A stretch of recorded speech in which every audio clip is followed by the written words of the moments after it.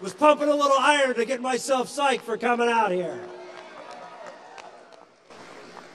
And we just prepared our talk where many talks were prepared for this gym floor in the coach's room.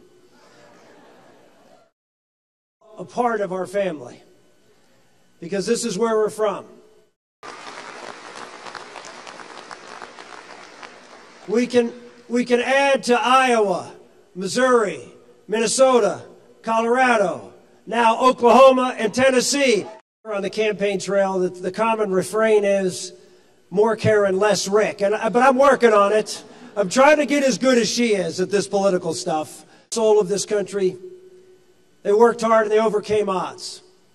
And that's what we're here to talk about. It was the greatest generation, not because they had greater character or courage or perseverance than those of us today. To be here at a time like the original founders of this country who signed that Declaration of Independence. To be here at a time when freedom was at stake,